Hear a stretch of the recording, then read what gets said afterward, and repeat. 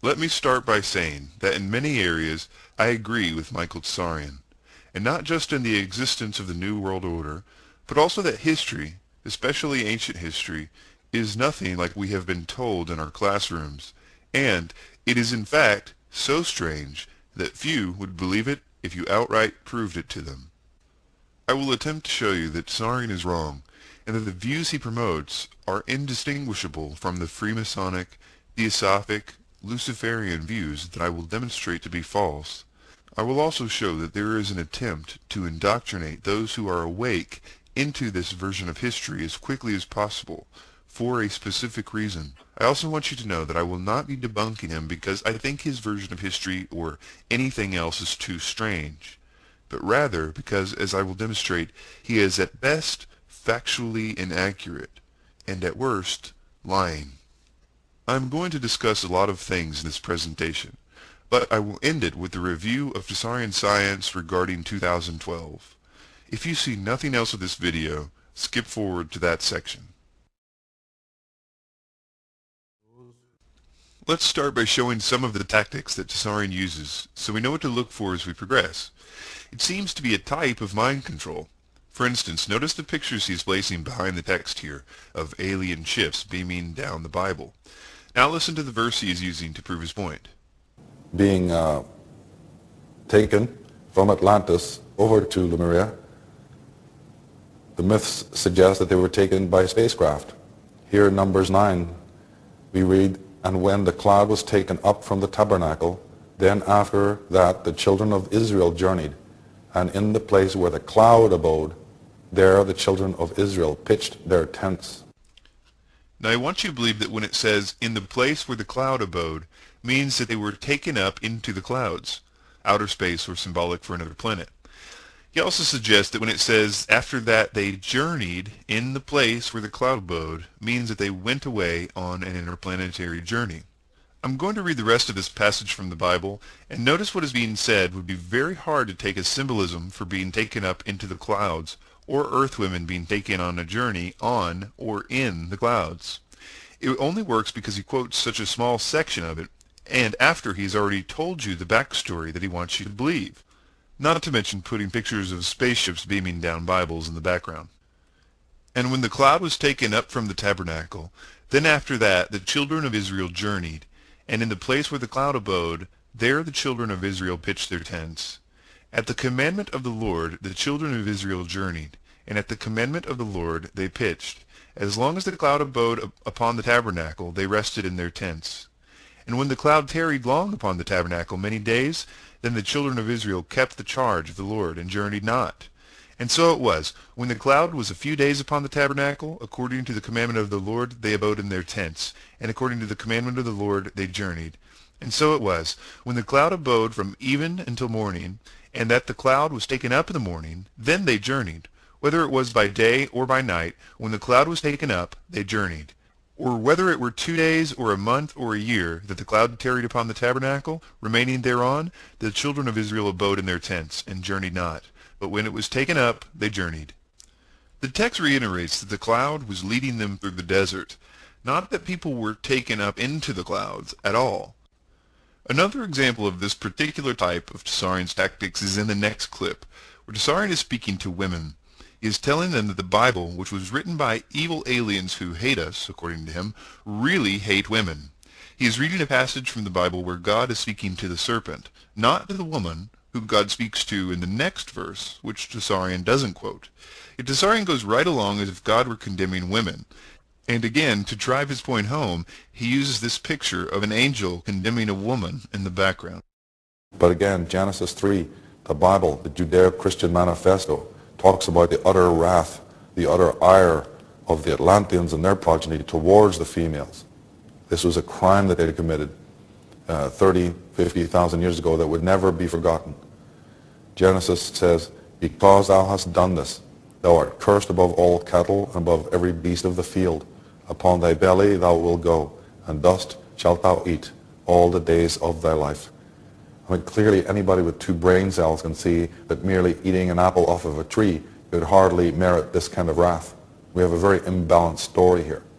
I mean, the whole story of Eve creating the fall is so ludicrous as to not even want to be mentioned. Why would the Lord God not respond with compassion or love or forgiveness? And just in case anyone says, well, maybe he is thinking that the serpent represents the female, a theme he tries to present just before this. But this would contradict his own theory, which is that the serpent represents the Lemurians, and the Lemurians were offering Eve the apple, or trying to get Eve to come with them to their planet to be rejuvenated and re-educated. You just can't have it both ways. And furthermore, right after God condemns the serpent, if God were really talking to women there, why does he then turn to Eve and talk to her about it? Are we to believe that the true symbolism of the Bible is that the serpent and Eve represent Eve? As I said, it's not even consistent with his own version of the story. It can only be chalked up in my mind to a man deliberately taking the Bible out of context for some agenda. That agenda so far seems to be focused on getting people to dislike God and the Bible.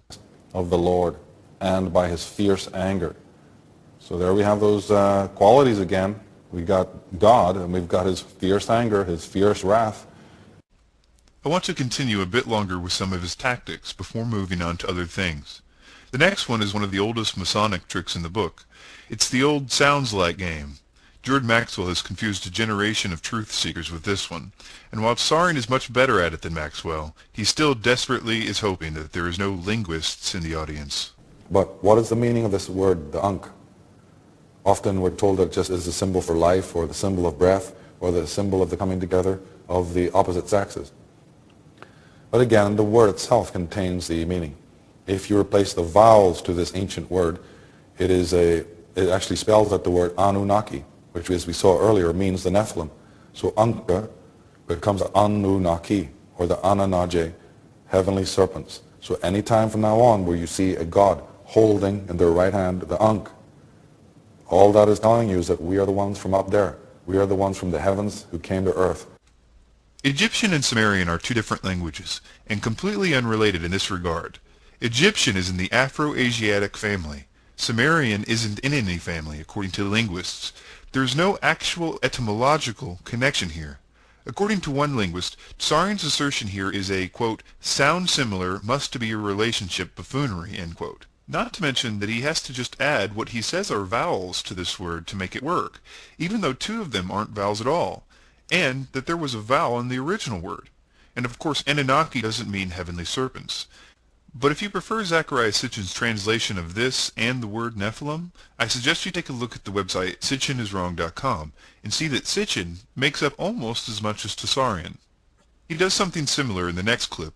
Notice the step-by-step way he changes the word Nazareth to Nasirius. Now we've all heard of Jesus of Nazareth, of course.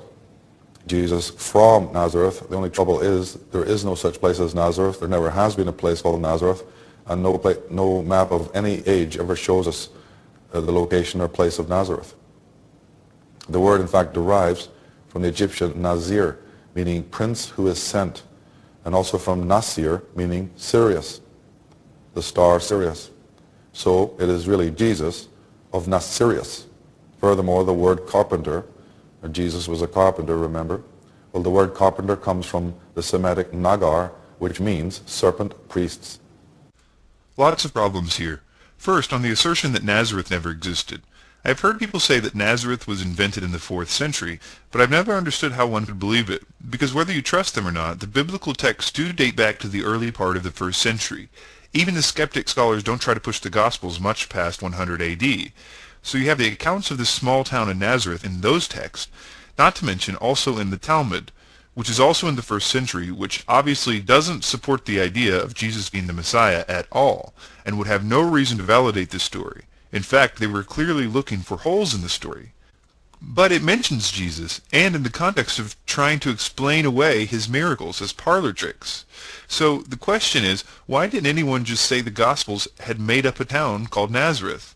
There was a window of a few hundred years where skeptics of the day had a chance to say, these Gospels have gone and made up a town, and they would have been in a much better position to know if the town had existed or not, being locals. On this point it seems that Tsarion is simply using the stated fact that Nazareth was little more than an outpost of a town, and using it as proof that it didn't exist. Moving on. Nazir and Nazi have different consonants. He gives no reason to jump from one to the other, but it's obvious he needs to get there somehow to make it sound like Sirius. Not to mention, Sirius doesn't mean serpent. Sirius comes from the Greek Sirios, which means scorcher. The rise of Sirius was in the season of greatest heat, summer. It's close to the spelling Sirios, which means twisted. But again, there are two different words, and none of them match up with Tsarion's definition.